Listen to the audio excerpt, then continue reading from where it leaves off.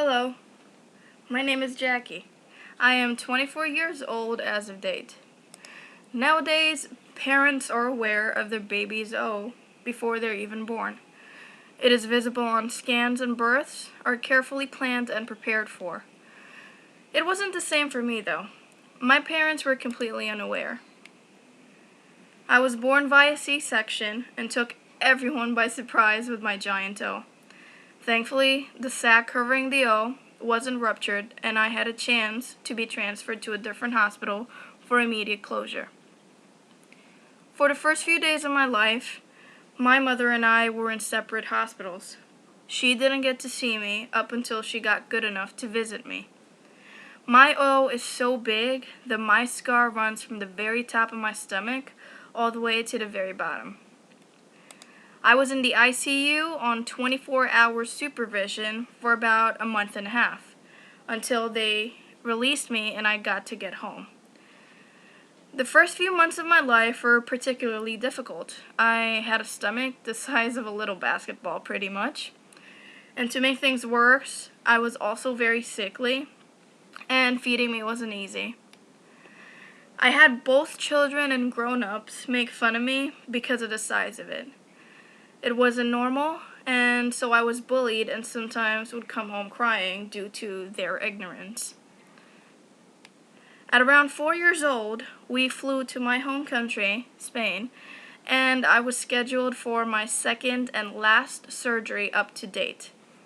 I still remember telling the doctors to please fix my tummy so I wouldn't get teased anymore right before I fell asleep. This time, the doctors made sure my organs were in place and tried to tuck it as much as they could. Due to my rather small body cavity, though, from having the whole thing develop from the outside, they were unable to fully tuck it. So my stomach still sticks out, although it isn't as bad as before. They put a mesh inside for support. For the first month after surgery, I wasn't allowed to walk and had to go places in a pram. Through it all, I was still a very happy kid, though, and it didn't stop me from singing my heart out to Celine Dion, because singing was a favorite pastime of mine. I'm an only child. My parents were overprotective, as everything was a hazard in their eyes, and that went on until I grew up.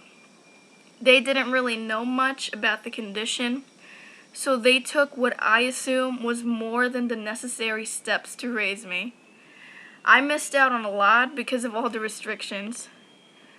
I dreamt of being a ballerina, for example, but never could. I wasn't allowed to run for long periods of time. I wasn't allowed to play with other kids without supervision, not even right outside the house or the front yard. My father helped me strengthen my abdomen by making me do abdominals. There were a few instances about 2 years after surgery where the thread used for my stitches poked out and my father had to cut them. Over the years, I stumbled upon a lot of stomach issues. Indigestion, bloating, blockage, acid reflux, etc. Sometimes they would start as a normal tummy ache or cramps, but then get more intense on specific areas. For me, it was and still is usually the middle part. I missed school days and got hospitalized a few times too. I still deal with the issues, and it is something one has to deal with for the rest of their life as well. The older I get though, the less I experience the symptoms, which is truly a relief. Some weeks, I'd have acid reflux or heartburn for days, depending on what I eat. Other than that, I lived a fairly normal life.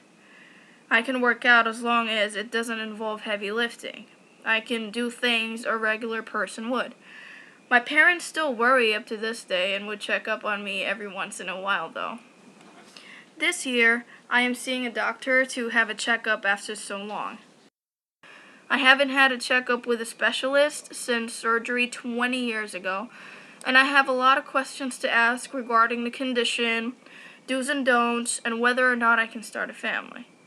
It is a scary journey, but once born a fighter, always a fighter.